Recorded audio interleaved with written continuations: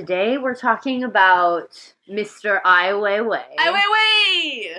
Okay, so in 1995, he created his piece, The Dropping of the Han Dynasty Urn. The actual artwork is a triptych of silver gelatin prints, but it's also almost a performance piece because the triptych represents him literally dropping this urn that was a Neolithic vase. They were used in burial purposes to provide the deceased with food and drink in the afterlife. The triptych shows him holding the vase, and in the second one, he's letting go of the vase, and in the third photograph, the vase is breaking on the ground. So it's a combination of the actual printed triptych and almost a performance of the breaking of the vase, which is a little controversial, depending on how you interpret value and ownership. So he's bringing kind of into the conversation a lot of these issues. I mean, he owned the vase at the time that he broke it, so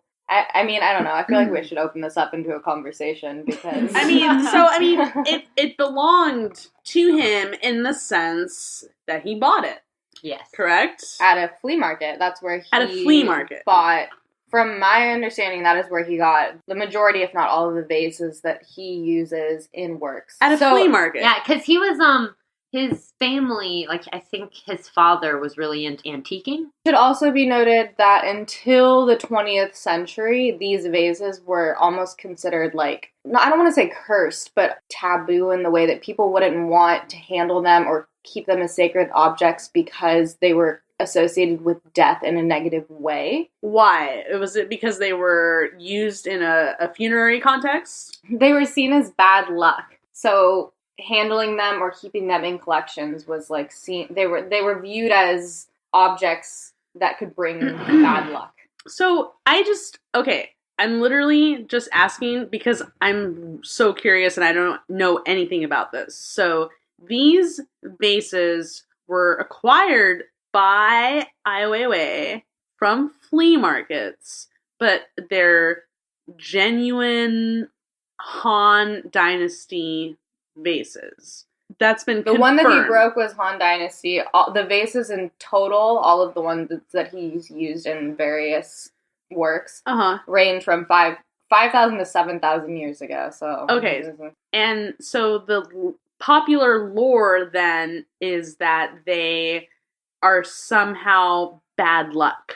They were considered to be bad luck up until the 20th century. So beginning in the 20th century is when people started seeing them as somewhat valuable. That was where the cultural shift happened. Okay. Where they went from being something that was seen as bad luck that people wouldn't really want to have to something that should be collected and preserved. And not dropped. Yeah.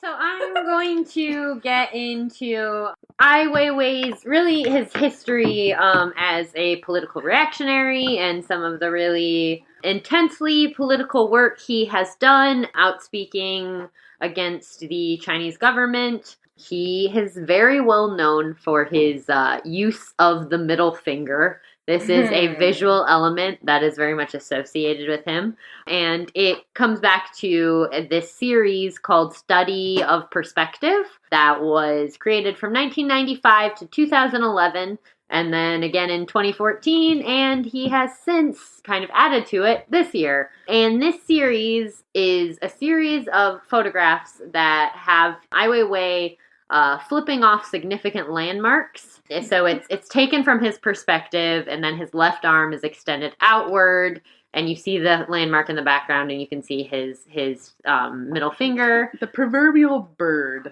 Yes. And My favorite of the birds. The first and perhaps most significant of the series was taken in Tiananmen Square in 1995. So obviously he is saying some stuff to the Chinese government, about the Chinese government. Likewise, this work is very important. It kind of harkens back to his interest in Duchampian ideas and aesthetics, because you have a play on words going on. Study of perspective. Obviously, he's in the images, he's dealing with linear perspective. Like, they're landscapes, he's dealing with linear perspective. He's got his, like, arm extending outward toward the focal point. And at the same time, you're dealing with personal perspectives, opinions about political things or people in power. So it's kind of a double meaning there. Obviously, these are controversial because why wouldn't they be? An image of flipping off Tiananmen Square is going to elicit some sort of reaction. Yeah, exactly. And I mean, he flips off the Eiffel Tower. Like, I mean, so many. And the Eiffel Tower looks like a giant middle finger. It does.